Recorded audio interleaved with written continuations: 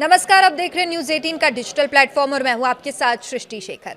पिछले 10 साल भारतीय करेंसी के इतिहास में सबसे बड़े बदलावों की गवाह रहे हैं। पहले 2016 में हुए नोटबंदी ने 500 और 1000 रुपए के पुराने नोटों को रातों रात चलन से बाहर कर दिया और इसके बाद 500 और 2000 रुपए के नोट बाजार में आए। फिर कुछ साल बाद 2000 रुपए के नोटों को भी धीरे धीरे वापस लिए जाने लगा। अब एक बार फिर भारतीय करेंसी को लेकर बड़ी चर्चा हो रही है। इस बार बात 10 और 20 रुपए के नोटों की है, लेकिन घबराने की कोई जरूरत नहीं है क्योंकि इन नोटों को बंद नहीं किया जा रहा, बल्कि इन्हें पहले से ज्यादा मजबूत और टिकाऊ बनाने की तैयारी चल रही है। खबर है कि रिजर्व बैंक ऑफ इंडिया यानी आरबीआई इन्हें कागज की जगह पॉलीमर यानी कि प्लास्टिक से बनाने की योजना पर काम कर रही है। लेकिन सबसे बड़ा सवाल यह है कि आखिर भारत में कोई नया नोट छापने का फैसला कौन करता है? क्या आरबीआई अपने मन से नोट छाप सकता है? सरकार की इसमें क्या भूमिका होती है और किस कानून के तहत ये पूरी प्रक्रिया होती है? तो आइए इसे विस्तार से समझते हैं। तो क्या सच में प्लास्टिक के 10 और 20 रुपए के नोट बनने वाले हैं? आरबीआई ने 10 और 20 रुपए के पॉलीमर नोटों के ट्रायल की तैयारी भी की है।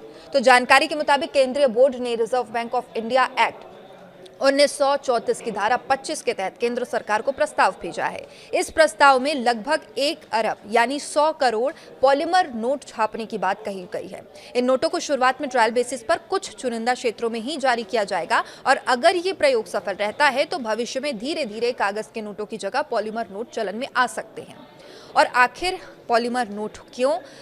ये बड़ा सवाल है क्योंकि जाहिर सी बात है इनकी ज़रूरत क्या है, ये सवाल भी मन में आता है कि जब कागज़ के नोट पहले से ही चल रहे हैं तो फिर प्लास्टिक के नोटों की क्या ज़रूरत पड़ रही है। दरअसल 10 और 20 रुपए के नोट सबसे ज़्यादा इस्तेमाल होने वाली करेंसी है। ये रोज़ाना लाखों करोड़ों लोगों के हाथों से गुजरते हैं और यही वजह है कि ये जल्दी ही गंदे हो जाते हैं और कटे फटे और ख़राब हो जाते हैं। पॉलीमर नोटों के कई फ़ायदे बताए जाते हैं। जैसे पहला ये कि कागज़ के नोटों की तुलना में कई गुना ज़्यादा टिकाऊ होते हैं। दूसरा, ये पानी से ख़राब नहीं होते। तीसरा, इसमें एडवांस सिक्योरिटी फीचर्स जोड़ना आसान होता है जिससे कि नकली नोट बनाना बेहद मुश्किल हो जाता है, यानी इसको कॉपी नहीं किया जा सकता। ऑस्ट्रेलिया, कनाडा, ब्रिटेन और कई अन्य देशों में पहले से ही पॉलीमर नोटों का इस्तेमाल किया जा रहा है। तो क्या आरबीआई अपने मन से नोट छाप सकता है? ये भी लोगों के मन में सवाल है।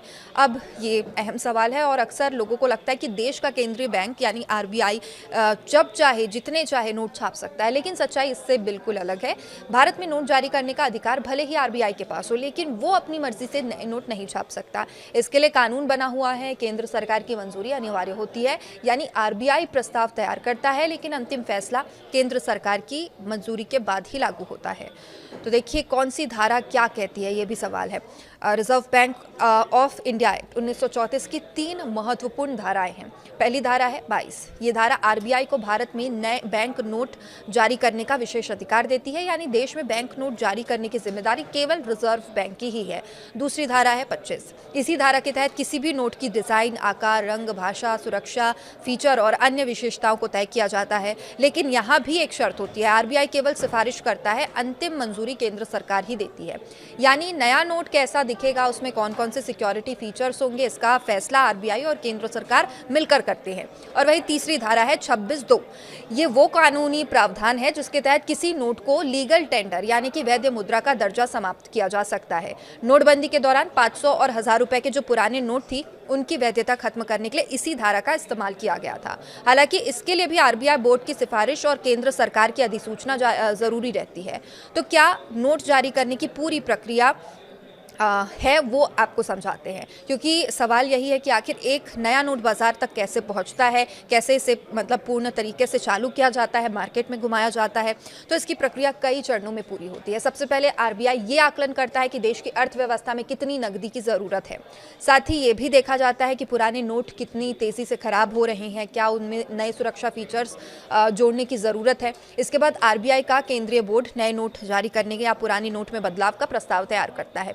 फिर यह प्रस्ताव केंद्र सरकार को भेजा जाता है। अब इस प्रस्ताव की सरकार समीक्षा करती है और यदि सब कुछ उचित लगता है तो फिर इसे मंजूरी भी देती है।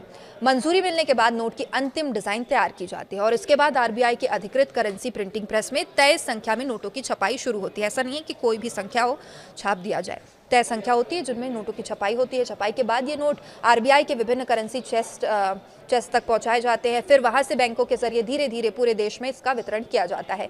यानी एक नया नोट आपकी जेब तक पहुंचने में से पहले कई कानूनी और प्रशासनिक प्रक्रियाओं से गुजरता है। पुराने और फटे नोटों का क्या होता है, ये भी सवाल है। अब एक दिलचस्प ये सवाल, जो नोट पुराने, गंदे, कटे फटे हो जाते हैं, उनका क्या किया जाता है?